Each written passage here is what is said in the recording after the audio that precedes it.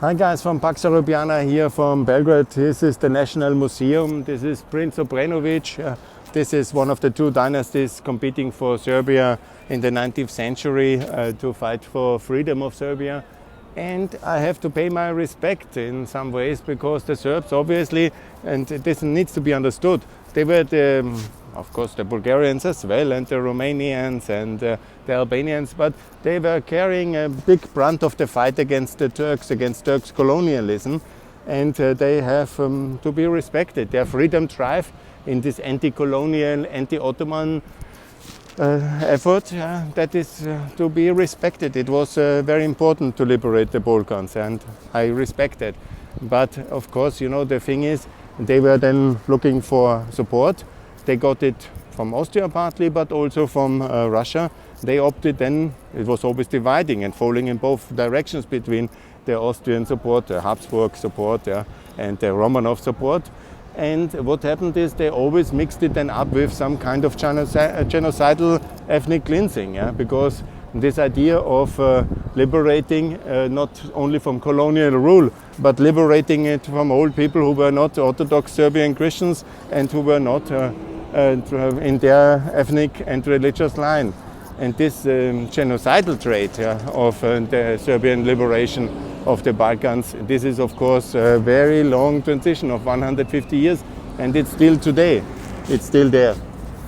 And they have this very strong anti-Western trait. And for example, there is the Socialist Party of Serbia. I don't want to go too close, but it's the elections now, and they have this the children painting of the 23rd of March, as if, you know, that never forget the attack on Belgrade, of NATO of course, and the liberation of Kosovo. And they, to this day, they have not understood, and they don't want to understand. Maybe intellectually they have understood. We never wanted to attack Serbia. It was just to stop the genocide, and the genocide happened, and it was a brutal thing. They never had a right for Kosovo. It was a colonial conquest, the same like the Ottomans had never had a right for Serbia. That was very wrong, and the liberation struggle was correct. But in Kosovo, there was almost never a majority or even a lot of Serbs. No, it was always Illyrian. It was Albanians living there mostly. Most of the Serbs who were there were then colonized later after 1912. This is the historic fact. And that's they don't want to understand, and they don't want to see their own colonial crimes. And then they think that the 24th of March, which is today, is the day where they were attacked, and it was wrong. And still today some Austrians think like this, especially in the socialist and in the national part. And obviously this is all completely wrong, because it was necessary to do it in order, because they were occupied by a Hitler, Putin, Milosevic kind of style.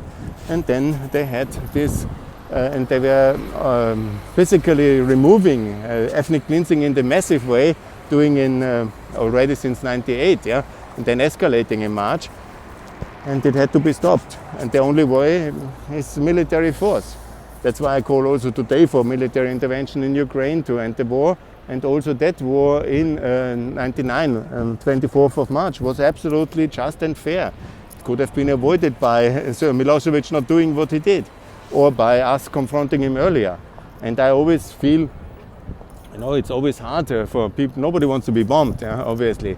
And today, to keep this myth, it is the same as we in Austria would say, oh, in 44, 45 we were bombed, and that was wrong, and we make big demonstrations against being bombed from America in 45, and Britain. But the bombs were justified on Vienna as the bombs were justified on Belgrade. It was justified by the terrible deed their dictator has misled them into doing. And it's always with a lot of complicity of the military security apparatus and all the people involved. And that many of the buildings then were hit by American cruise missiles was also justified. And it was not a crime, and not, they say never forget, never forget the Holocaust or things like this, but not this we should never forget as a kind of warning to dictators. When they mislead their people into genocidal campaigns, then there will be bombs, American bombs.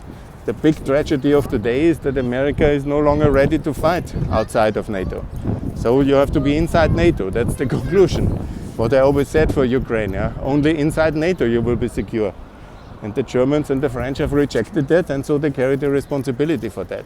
And that's the fact of this place.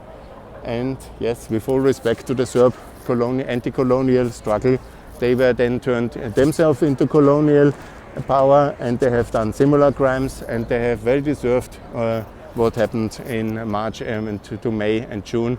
And then it's actually the whole prosperity of the last 20 years is based on that liberation. So all these political parties should celebrate the 5th of October, and that is the day of liberation, and not make a big like Dresden. It's very similar to the neo-Nazis in Germany making a big story out of Dresden, wherever. Yeah, Belgrade was not like Dresden, let's not forget.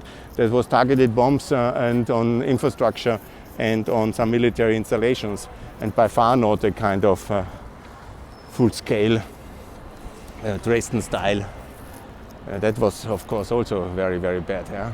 Anyhow, so bombs of America bring justice and freedom, and that's the way to stop dictators. Yeah?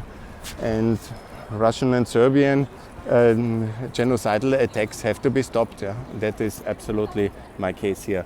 And more to come from Pax Europiana. Bye.